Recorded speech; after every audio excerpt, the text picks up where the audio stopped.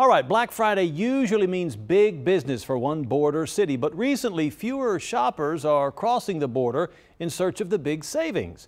Border correspondent Oscar Margain explains how the cuts are hurting the Texas economy. For the last 9 years, Desde maña. Leticia Villafuerte has been perfecting her strategy Las almohadas y las sillas. to beat other shoppers to the best Black Friday deals at the store. Las colchas. She and her family packed pillows, chairs, and blankets to camp out before driving 160 miles from Monterrey, Mexico, to be the first in line at this Best Buy in McAllen, Texas. Viene uno como quiera con miedo. Leticia says it's still scary to travel with the looming threat of cartel violence on the highway. Even so, she says the deals are worth it. Bien barato, bien barato. McAllen Mayor Jim Darling says not as many Mexican shoppers like the Villafuertes are coming here like they used to.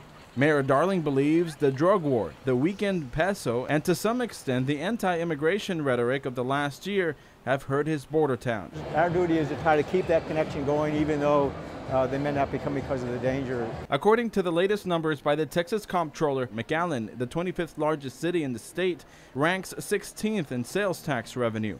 The city took a 3% hit compared to last year, despite population growth. We're historically been the largest sales tax collector per capita in the state, and a lot had to do with Mexico. And we couldn't be more thrilled to introduce this new and enhanced experience. One of the city's main sales tax contributors is Simon's La Plaza Mall, where some retail companies claim to have their flagship store.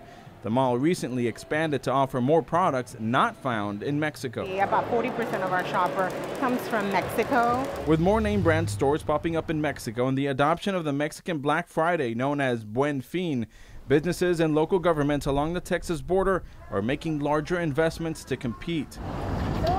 Need proof that there seems to be less competition at the Black Friday lines? This is the first time Leticia and her 83-year-old mother make it to the front of the line. Nosotros hemos venido cuando hasta el aventadero de gente y She says they no longer have to fight tooth and nail to get their hands on this year's hottest items.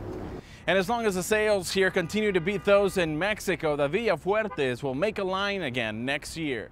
In McAllen, near the Texas-Mexico border, I'm Oscar Margain reporting.